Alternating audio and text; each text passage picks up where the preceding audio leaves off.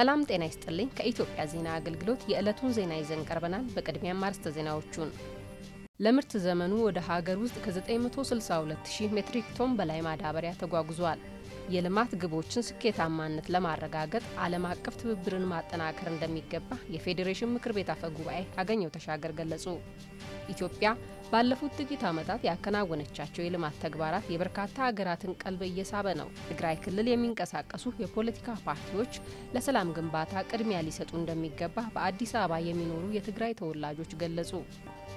ዜናውን በዝርዝር እንመለከታለን። ከዜናዎቹ ጋር ብዙ አየቦጋለ ነኝ። አብራችሁን ቆዩ።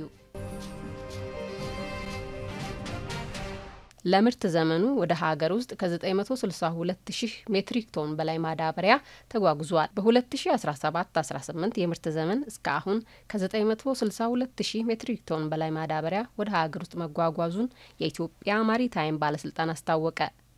ለምርት ዘመኑ ግብአት 55000 ሜትሪክ ቶን ዳፕ የአፈር ማዳበሪያ የጫነችው 20ኛዋ መርከብ ጅቡቲ ወደብ ደርሳ የማራገፍ ኦፕሬሽን መጀመሯንም ገልጸዋል። መንግስት ለ2017-18 የምርት ዘመን ግብአት የሚሆን 2.4 ሚሊዮን ሜትሪክ ቶን 24 ሚሊዮን ኩንታል የአፈር ማዳበሪያ ገዝቶ ወደ ሀገር ውስጥ ለማስገባት እቅድ ይዟል።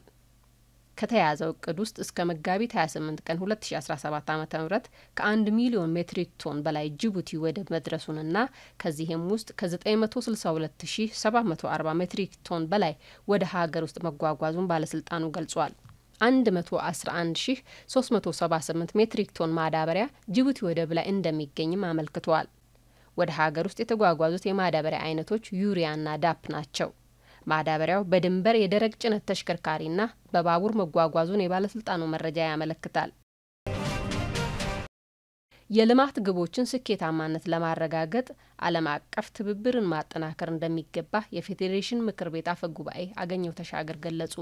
በፌዴሬሽን ምክር ቤት አፈ ጉባኤ አቶ አገኘው ተሻገር የተመራው የፓርላማና የፌዴሬሽን ምክር ቤት የልኡካን ቡድን በኡዝቤኪስታን እየተካሄደ በሚገኘው በ150ኛው በዓለም አቀፉ ፓርላማ ህብረት IPU ስብሰባ ላይ እየተሳተፈ ነው። አፈ ጉባኤ አገኘው በጉባኤው ላይ ባደረጉት ንግግር ኢትዮጵያ በህብረቱ ላይ ያላትን አጋርነት አጠናክራ ለመቀጠል ቁርጠኛ እንደሆነች ገልጸዋል። አፈ ጉባኤ አገኘው በጉባኤው ላይ ባደረጉት ንግግር ኢትዮጵያ በህብረቱ ላይ ያላትን አጋርነት አጠናክራ ለመቀጠል ቁርጠኛ እንደሆነች ገልጸዋል። ኢትዮጵያ በዓለም አቀፍ ደረጃ ሰላምና ብልጽግናን ለማስፈን ቁርጠኛ እንደሆነች ጠቅሰው ከ2030 የዘላቂ ልማት ግቦችና ከአፍሪካ አጀንዳ 2063 ጋር የተጣጣመ የ10 ዓመት አገራዊ የልማት እቅድ አውጥታ እየሰራች ትገኛለች ብለዋል። ኢትዮጵያ የአየር ንብረት ለውጥን አሉታዊ ተጽዕኖ ለመቋቋምና ከ40 ቢሊዮን በላይ ችግኞችን በመትከል የአረንጓዴ አሻራ ፕሮግራም እንዲሳካ እየሰራች መሆኑን ነው ያብራሩት። የዘላቂ ልማት ግቦች እንዲሳኩ ኢትዮጵያ የተለያዩ ፖሊሲዎች፣ ፕሮግራሞችና የህግ ማዕቀፎችን መርምሮ በማጽደቅ ክትትልና ድጋፍ በማድረግ ፓርላማው የሚጠበቅበትን ኃላፊነት እየተወጣ እንደሚገኝ አመልክተዋል።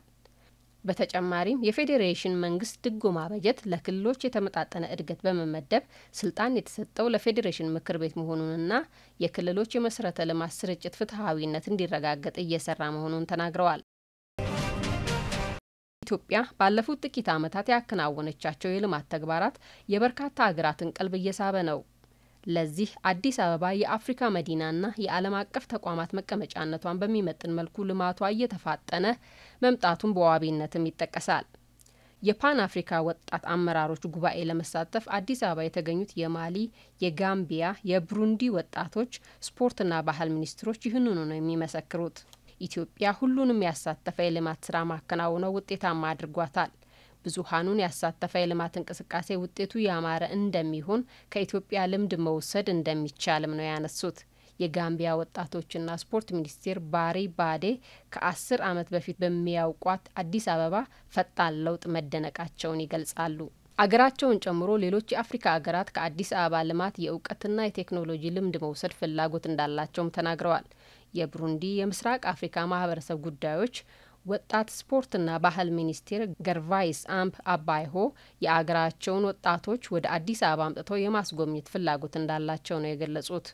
በጉባኤው ለመሳተፍ ለመጀመሪያ ጊዜ ወደ ኢትዮጵያ የመጣችው ናሚቢያዊቷ ሻና ሮዚ አዲስ አበባ በብናብ ከምትታሰበው በላይ መሆኗን ገልጻለች። የኢትዮጵያ ተፈጥሯዊ ውበት ጥበብ በተላበሰ መሰረተ ልማት የበለጠ መጉላቱንም ጠቅሳለች። በትግራይ ክልል የሚንቀሳቀሱ የፖለቲካ ፓርቲዎች ለሰላም ግንባታ ቅድሚያ ሊሰጡ እንደሚገባ በአዲስ አበባ የሚኖሩ የትግራይ ተወላጆች ገለጹ። የትግራይ ተወላጆች አስተባባሪ ኮሚቴ ከአዲስ አበባ ከተማ ሰላምና ጸጥታ ቢሮ ጋር በመተባበር በክልሉ ወቅታዊ ጉዳይ ላይ ህዝባዊ የምክክር መድረክ አካሂደዋል። የአስተባባሪ ኮሚቴው ሰብሳቢ አቶ ሀየሎን ገብረጨርቆስ በዚህ ወቅት እንደገለጹት በትግራይ ክልል በተከሰተው ፖለቲካዊ፣ ማህበራዊና የኢኮኖሚያዊ ችግሮች ላይ የመፍትሄ ሀሳቦች ለማመላከት ያለመ ምክክር በአዲስ አበባ ተካሂዷል። የፕሪቶሪያው ስምምነት እንዲከበር በክልሉ ሰላምና መረጋጋት እንዲሰፍን ለማድረግ መወያየት አስፈላጊ ነው ብለዋል። በትግራይ ክልል የሚንቀሳቀሱ የፖለቲካ ፓርቲዎች ለሰላም ግንባታ ሂደት ቅድሚያ ሰጥተው መንቀሳቀስ እንዳለባቸው ነው ያመላከቱት። በመድረኩ ላይ የተሳተፉት ሌተናል ጄኔራል ዮሐንስ ገብረ መስቀል በበኩላቸው በክልሉ የሚንቀሳቀሱ የፖለቲካ ኃይሎች ለህዝቡ ሰላምና ደህንነት ቅድሚያ በመስጠት ልዩነታቸውን በማጥበብ ለልማት እድገት በጋራ እንዲሰሩ ጠይቀዋል።